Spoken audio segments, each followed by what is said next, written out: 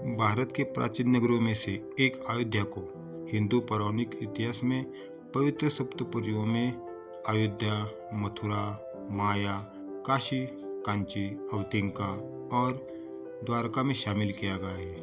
अयोध्या को अथर्ववेद में ईश्वर का नगर बताया गया है और इसकी संपन्नता की तुलना स्वर्ग से की गई है। स्कंद पुराण के अनुसार अयोध्या शब्द अकार ब्रह्मा, यकार विष्णु और धकार रुद्र का स्वरूप है। अयोध्या में कई महान योद्धा, ऋषिमुनि और अवतारी पुरुष हो चुके हैं। भगवान राम ने भी यही जन्म लिया था। जैन मत के अनुसार यहाँ आदिनाथ सहित 5 तीर्थकारों का जन्म हुआ था।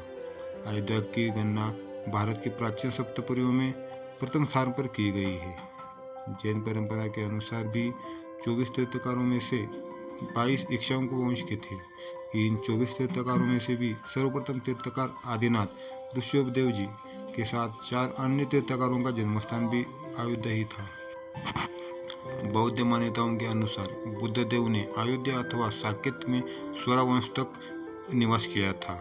सरयू नदी के तट पर बसे इस नगर की रामायण अनुसार विश्वस्वान के पुत्र वैवस्वत मुनि महाराज द्वारा स्थापन की गई थी। मथुरा के इतिहास के अनुसार वैवस्वत मुनि लगभग 6673 ईस्वी पूर्व हुए थे। ब्रह्मा जी के पुत्र मरीचि से कश्यप का जन्म हुआ था। कश्यप से विवस्वान और विवस्वान के पुत्र वैवस्वत मुनि थे। वैवस्वत मुनि के 10 पुत्र लव, इक्ष्वाकु, कुशनाम, अरिष्ट, दुष्ट, नृशंत, कुरुश, महाबली, शर्याति और वृषभ थे। इनमें से इक्ष्वाकु कुल का ही ज्यादा विस्तार हुआ।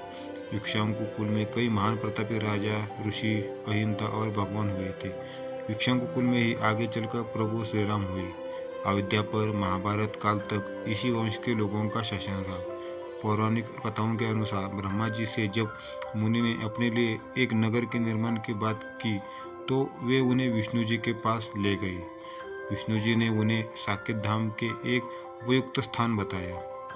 विष्णु जी ने इस नगरी को बसाने के लिए ब्रह्मा तथा मुनि के साथ देवशिल्पी विश्वकर्मा को भेज दिया।